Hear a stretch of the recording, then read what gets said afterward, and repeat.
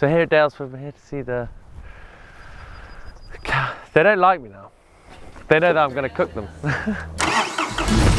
Hi guys, I'm Thomas Straker and I am here at Daylesford in the Cotswolds, and we're going to be here for the next year, bringing you a new episode every single month to walk you through the seasons and the operations of an organic farm, be it from livestock to chickens to vegetables. So you have the knowledge to buy better, make better decisions when you shop, because we all know food doesn't grow in packets on supermarket shelves. Squat, pull, straight back.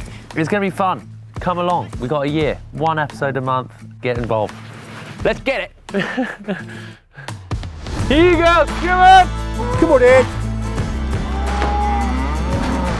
I'm not the butcher, I'm just the butcher's apprentice.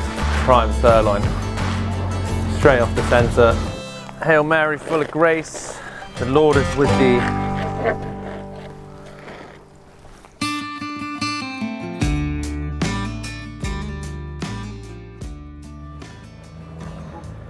Do I like butter? Well, if you know me, I like cows because I like butter. And we're here at Daylesford. We've come to see this lovely herd of Aberdeen Angus cows, which are not produced for milk, they're produced for beef. And we're going to see how the best organic beef is grown in the UK, slow grown. We're going to see how well it's treated in the slaughterhouse, and then we're going to see how well we can cook it when you have great produce, when you understand the process. Because this is all about understanding the process. Daylesford do the hard work, so you at home can reap the rewards. Here you go, come on! Come on in. Come on in! Yep, yep! Come on! Oh. So these are pedigree, pure Aberdeen Angus. The whole beef cycle starts about now. So the bulls will go out next week. Okay. And it's a 9-month gestation. So if you put the bull out on June the 1st, roughly you're going to have calves March the 1st next year in the spring. Okay, how old are these calves in the field? So these calves were born this spring from March. So these would have been March, April born babies. And it's one calf per Well, interestingly, they have twins at about the same rate that women do. And funnily enough, some years we I'm can... a twin. I'm a twin. Oh, Yeah. there we go. So you can have... So we're pretty rare. We are rare and special. Bull goes out around June the 1st, and it's about a 275-day gestation. So they give birth next spring. So it's a natural, it's not artificial insemination? No, nothing artificial. Daddy comes out. What he does is he'll obviously come into the field and think, oh, there's lots of friends, but eventually he doesn't think, whoop-de-doo, it's my birthday, I've got 30 girlfriends. Because actually, she comes into estrus every 20 days for a couple of days. So she cycles reproductively every 20 days. She then goes and flirts with the bull. Okay. And she will only allow him to do his job when she's absolutely ready. Okay. And at her most fertile. Okay. But they produce one calf, they're grazed at grass How many the whole calves time. will they produce in a lifetime? So if I said that these cows got to an average of 12 years, but there'll be quite a few that are 14. 9. Yeah. 10. 9-10 calves from every cow. If I was a young farmer and I had this field and I wanted to buy 10 Aberdeen Angus breeding heifers, how much would it cost me? Quite a lot of money right now. How much? Beef is at a record high. So you'd be paying for a nice heifer to go to the bull of an Aberdeen Angus type, and it will vary quite a lot, anywhere £2,500–3,000 each. Okay. So 25 grand, I could have myself a little 10 cow herd. And then you'd hope to get them all pregnant, babies at foot, and the value of them has gone up considerably. And then what's a baby? Oh, what? If they have babies at foot, they're valued more. Yeah, they'd be worth quite a bit more money if they've got a really nice calf at foot as well. How much? Well, again, because these are pedigree, sky's the limit. I mean, people pay ridiculous amounts of money for very well-bred cattle, especially in the Aberdeen Angus so line. So what, you're saying after a year you get your money back? Yes, but that wouldn't account for all your time and effort and cost. No. Of actually feeding her through the winter. Yeah. And looking after her. But I'm not looking into it because I don't have a field yet, but... So, commonly asked question, how old is a is a cattle beast when it's slaughtered. Well, the heifers tend to fatten a little bit quicker, yeah? So you might get a 20-month-old Aberdeen Angus heifer that's beautiful and ready for processing. The steers can be anything from 24 to 30 months, and generally all cattle now are slaughtered before they're 30 months old. But because we have our own abattoir with a vet on site, we can actually kill an OTM if we want to, and it's perfectly able to go into the food chain. But the vet would carry out a different set of tests at ante-mortem, post-mortem. It's a big, you know, when you look at it, you know, they're a big carcass, aren't they? Big animal. Yeah. So when they're fully grown and come into the abattoir, we're looking for about a 300 kilo carcass. And what would these guys be now? These would be these have still got a bit more to go on them, because it's important for us that we get a good finish on their backs. How many would you do a week? So we're processing between 15 and 20 cattle a week. We tend to process beef on a Wednesday, Thursday. That gives me the full weekend to get the deep core temperature down, because unlike pigs and lambs, which takes 12 to 24 hours, beef will take 72 hours to get the core temperature down. And so it'd be a whole side. Yeah. So you can't split the animal down the middle. Split down the middle. Yeah. We then break it into 2 further quarters, and we drop it down to what we say is a pistola height room. The pistola height being the hind quarter with the ribs of beef on. Okay. The roastings will go into the maturation chiller. We got a Himalayan salt blocks in there. That draws all the moisture out. We try and keep the humidity about 80 to 90%, just to be able to, so the beef doesn't dry out completely. Yeah. But the idea of the Himalayan salt, it does draw any excess moisture. What's over the 28 days? What would you see, like a percentage in weight loss from? Oh, you can lose up to 15 to 20%. 15 to 20%. Yeah. Okay. And then it's portioned up and then delivered off to the shops, is it? Yeah. So as I said, the roastings we age for 21 days. We then send that down to like the Daylesford stores, both down in Daylesford and Kingham, and to the London stores. And then a lot of the other product we process on site, which will go into the likes of Ocado, Avon Co, etc. Okay. And we break that down into retail pan. Amazing. Well, we're going to go to the farm shop and buy something. See your handiwork at its finest. I'm sure it'll be fine. I'm sure it'll be more than fine.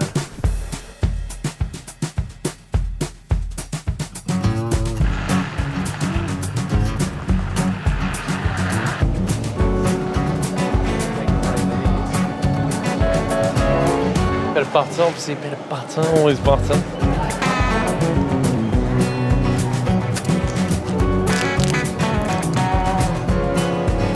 That's where we arrive on the meat.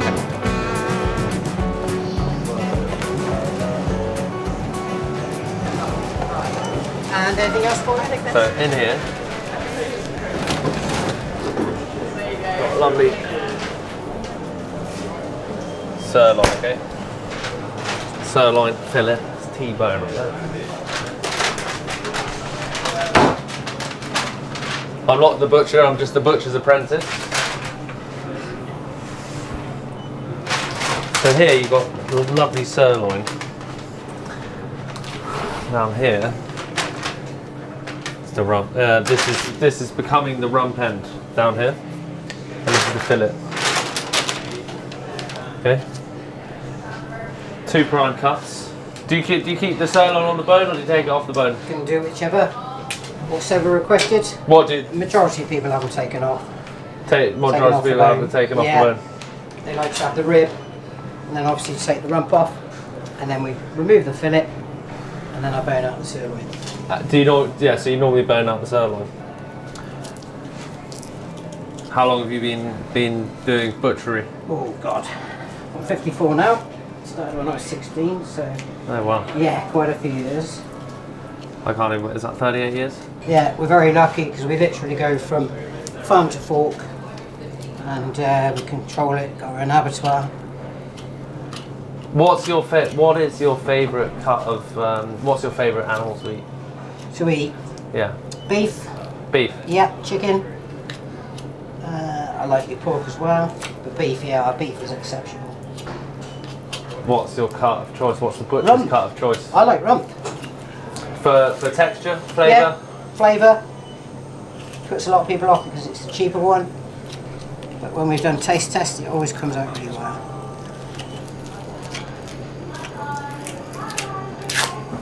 Nice and fatty, isn't it? Yeah. Of course, you normally don't see this, do you? If you go in a supermarket, you don't see this side to it, all this fat. No, you wouldn't see. You wouldn't No, see that from the. You just look at a piece of meat. Such a lean piece of meat, though, isn't it? Yeah, it's lovely. Cut some off, or you Okay, I think I'll work with that. I think we'll either make a nice beef carpaccio or a tartare or something. Just I picked up a few bits from the shop. But I think sometimes the beef fillet, just sliced, raw, olive oil, bit of parmesan, absolutely laughing. But I think what we'll do is we'll get our cut for cooking later, which I think we'll take the sirloin off the bone and get a really nice steak, really nice sirloin steak, and a côte de boeuf, so we can just see a couple of different cuts. So you're just coming along that rib cage. Yeah, coming along the rib cage. Keeping the knife as close to the Keeping bone. the knife as close as I can. Probably haven't, as I'm being watched. What's the history behind butchers' hats? Behind butcher's hats, I wish somebody could tell me. I do not know. I do not like wearing them. You don't like wearing? No, I don't like wearing them, but it's a traditional blow-tie hat, isn't it? You can put one on. I like it. I like this bit attached to my steak. Do you? You like that left on? Yeah, I think. Yeah. Can I course you portion for Yeah. me? So I might just take that.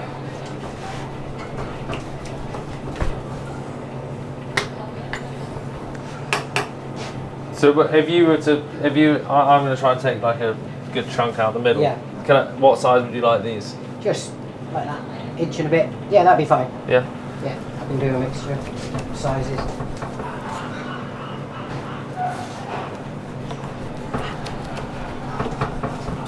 That's the perfect cooking, like 2 fingers, prime sirloin, straight off the centre of the sirloin. Look at that lovely, that's what you get the sirloin for, that fat cap here. Cut it off. Okay, so this is the forerib, it's 5 bone rib. Just remove the edge off the end. Then to do the côte de boeuf is just straight through the middle of the bone. That is a côte de boeuf. So that's it. You got fillet, sirloin, côte de boeuf. That's easy. Sirloin, ribeye, sirloin, fillet. Fillet, sirloin, côte de boeuf. Fillet, sirloin, ribeye on the bone. That's what we got. Then this is fat, and I'm going to cook this down, make a bit of beef tallow. Okay, because that's sort of trendy. Innit?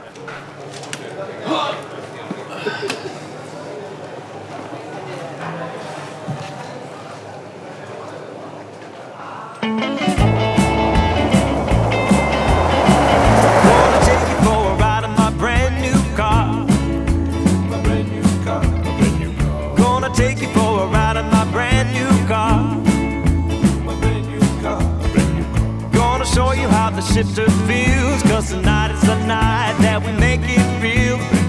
Gonna take you for a ride in my brand new car. Gonna take you for a ride in my brand new car. Gonna take you for a ride in my brand new car. Let's roll on the first bit. This is going to be, we're going to make a quick carpaccio just to show the versatility of beef in its raw form and then its cooked form, okay? So, Jez, lovely Jez from the market garden, has grown these broad beans.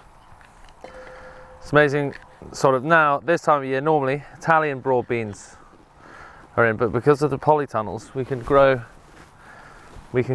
lovely English broad beans at this time of year. So it's still in May. So we're going to do broad beans, raw beef, bit of chopped anchovy, a little bit of chopped anchovy, some lemon zest, lemon juice just at the end, and some parmesan.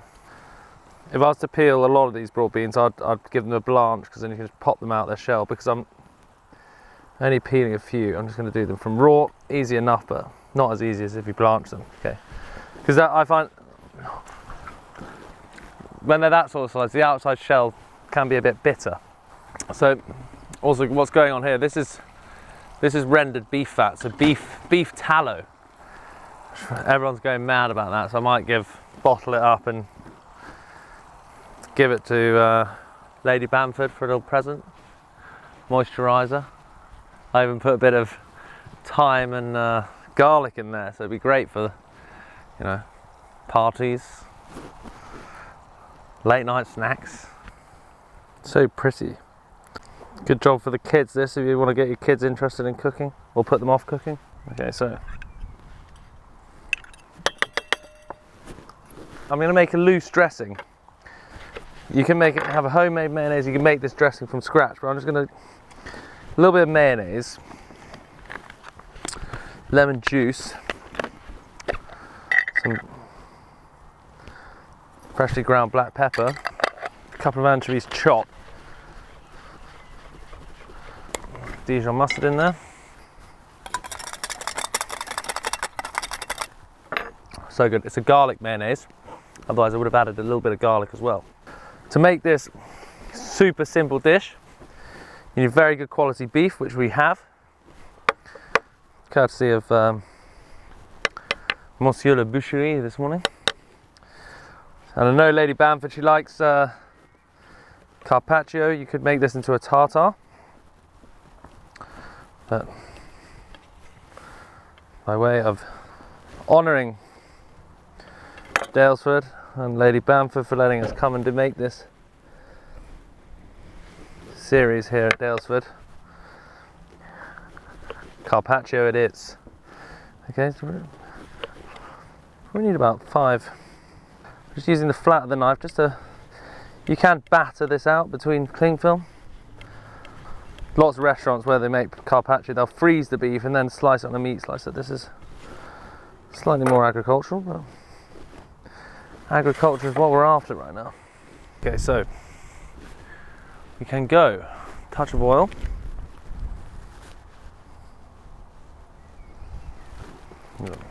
good amount of oil. You could also use this beef tallow that I've got in there, but save that for later. So as always when you're cooking outside, the salt requires a bit of lead. That's the pepper.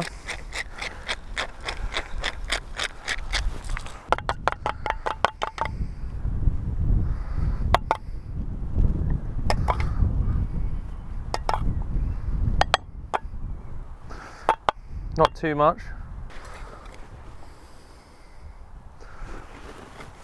Finally, with my microplane, which is going to have to be my knife, I'm just going to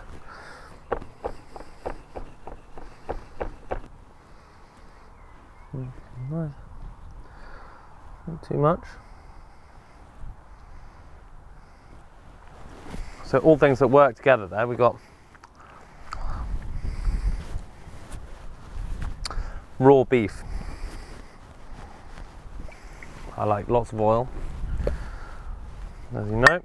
So raw beef, seasoned with salt, also seasoned with anchovies, like an anchovy dressing base, mayonnaise base, lemon juice. You touch lemon juice at the end, just before you serve, as to not cook the beef before you serve it. Okay, and that is it. A wonderfully simple summery, getting to summer starter. You know, starter. Put that on the table.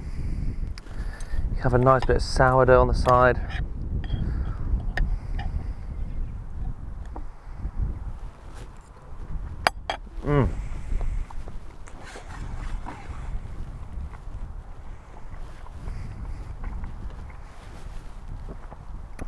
Delicious. That beef still shining through, the dressing punchy. Broad beans delicious. Nothing not to like about that. Sophisticated. Boom! On to the next one. Okay. Right, next up on Tom's beef cookery course at Daylesford Farm. We're going to cook some beef actually, because last time we just rawed it up, sliced it up. We're getting stuck into this Daylesford pommard. Very nice. First thing in a sandwich, mayonnaise, obviously. Thankfully Merlin bought me up some spoons from his house, little wizard. Slightly different to the last one, we're going to put some horseradish. Nice bit of horseradish mayonnaise. Bit of Dijon. Nice Côte de Boeuf. We're going to be cooking a Côte de Boeuf, so beef, nice and spicy. Loves mustard, loves horseradish. All that jazz, okay? Bit of pepper as well. So we got pepper, we got horseradish, we got Dijon. So we just spiced up that mayonnaise, something naughty. Then we got tomatoes and we got lettuce. So we got lettuce, tomatoes, a nice mayonnaise. Then it's not a BLT, it's a steak LT, you know what I mean? This is very good for slicing tomatoes. This is a form bread knife.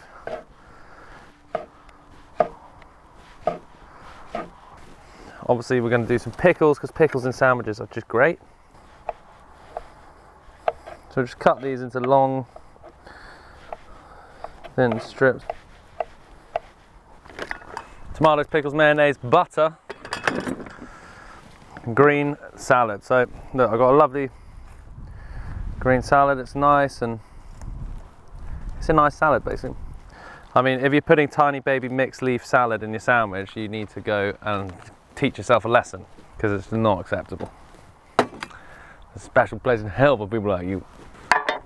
I'm going to pick the one which takes the longest to cook, just because I think we're just enjoying our job right now. So that is the Côte de Boeuf.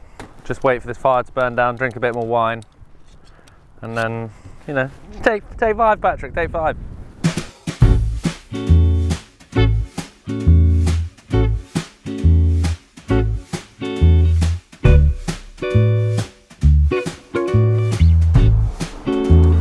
Okay, so, right, we're going to take our time. Excuse the helicopter in the background, it's my ride for later. Okay, so season the steak really, really well, okay? We're going to give it a good amount of salt. It's a big piece of meat. Salt both sides.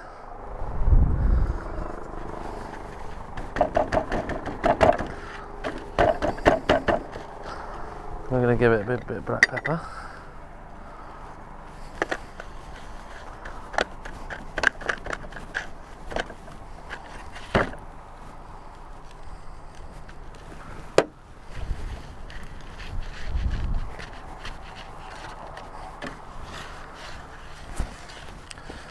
Seasoning all over.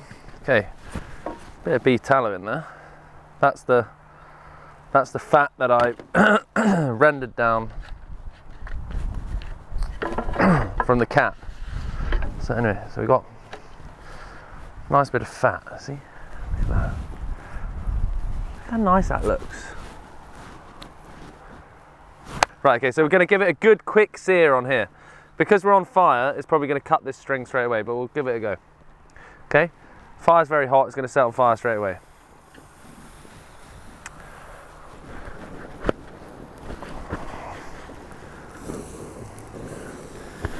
With a big piece of meat, you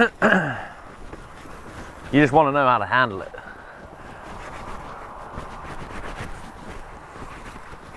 So naturally, I have no idea. With this piece of meat, we're going to be turning constantly, okay? Look at that fire. So we can just whip it off. We're at the advantage that we can just whip it off, okay? Okay, sorry, so we go back 1 second whilst we are searing off this meat. The most important things about cooking steak, to cook the perfect steak, you've got to think of a few things. firstly, and ultimately, quality. That's what we're after. If you don't buy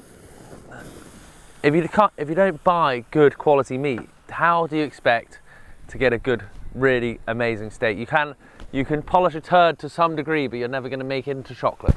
Here we've got an absolutely phenomenal bit of meat.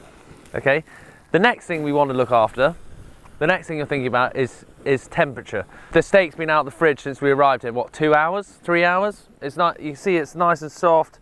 If it came out when it came out of the fridge, I should have showed you. It would have been like very hard and would have sprung back straight away if I pushed it. So look, we're trying to get a really good colour here. So temperature on the outside, so like we'd be in 16, 17, 18 degrees now. The steak's probably 12 degrees in the middle. Whereas if we had taken it straight from the fridge, it would have been at 4 degrees. So already 8 or 3 degrees, we're 9 degrees better off. And because cooking a steak, you are trying to, basically, when you cook a steak, we're trying to get it to the internal temperature of, you know, for a medium rare, which I would be looking for. You're looking for a steak that gets to 46 degrees in the core temperature, okay, 46 degrees centigrade, okay? That is a medium rare. And then, so 46 degrees and rest. So time, that's the other thing. So we've got temperature, which is what temperature you're going to cook the steak to. Then we've got the time, how long does it take? Well, it takes as long as it fucking takes, doesn't it? But you've got to make sure you're getting the colour on the outside quickly, okay? See how we've got a very hot grill. We're getting colour on the outside quickly. And then, let's say if I was at home and I had this lovely Côte de Boeuf, which I'm going to burn the string off in a minute. Probably gone already.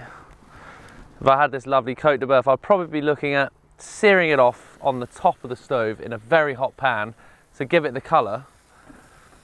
And then I'd be looking at putting it in a low oven, maybe about 100 degrees, for about 20 minutes until it gets a lovely core temperature. That's 100 degrees centigrade, so very, very slow.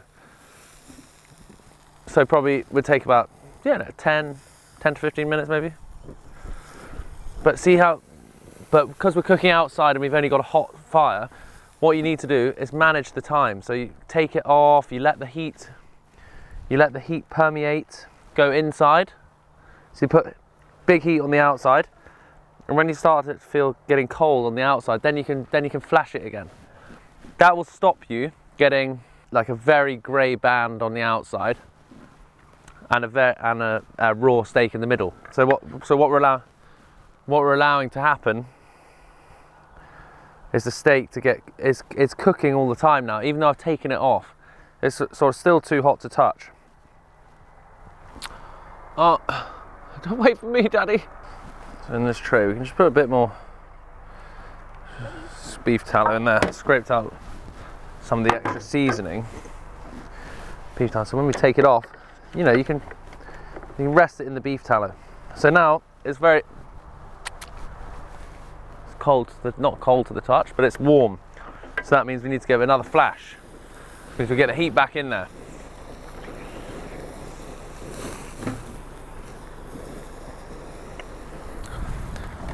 So continuously turning.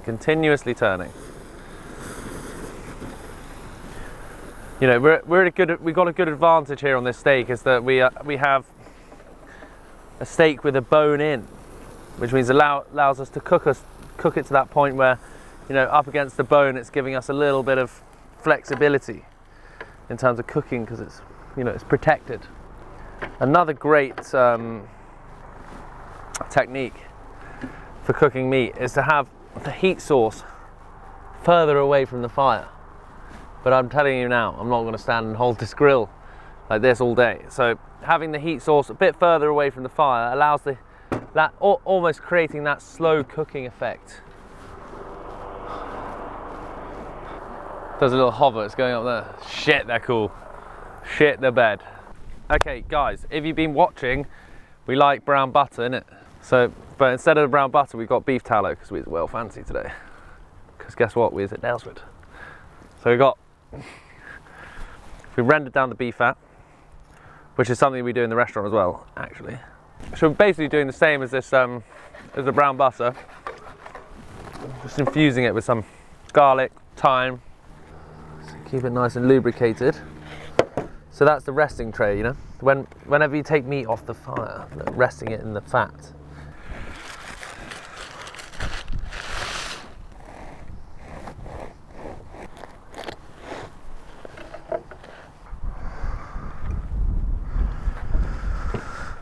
For those conscious about their bread intake,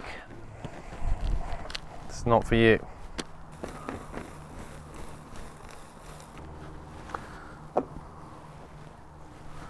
Let's give this steak one last flash, and then we're going for it. We're going for it.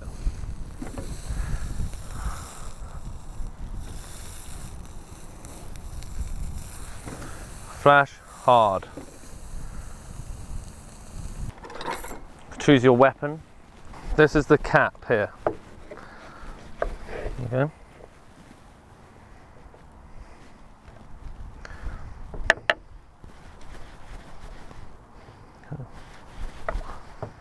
Can be slightly tougher than the rest of it. This is the ribeye, you see. So we've got 3 different cuts. 1, 2, 3. Yeah.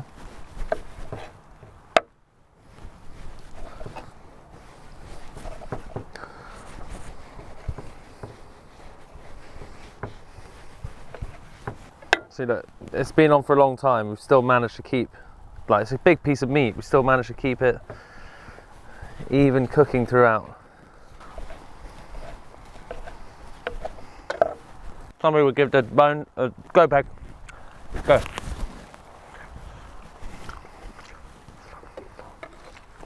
Right, okay. Good amount of mayonnaise, because it's a massive sandwich. Top and bottom, of course. There we go. Pickles all over.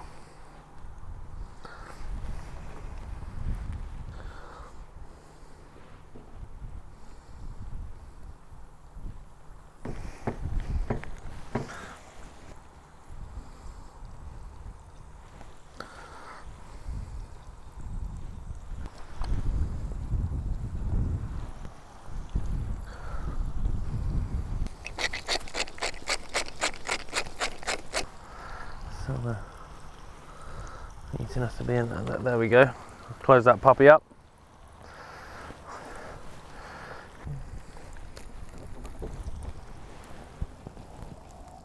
Hail Mary, full of grace, the Lord is with thee.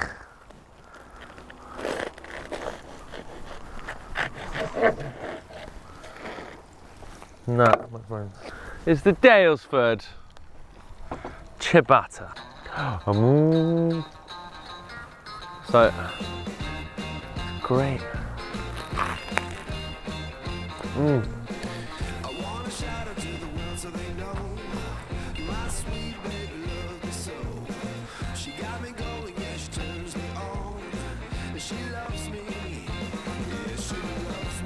It's a big sandwich.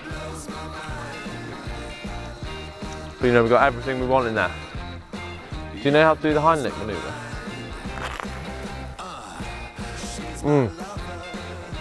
Don't skimp on quality.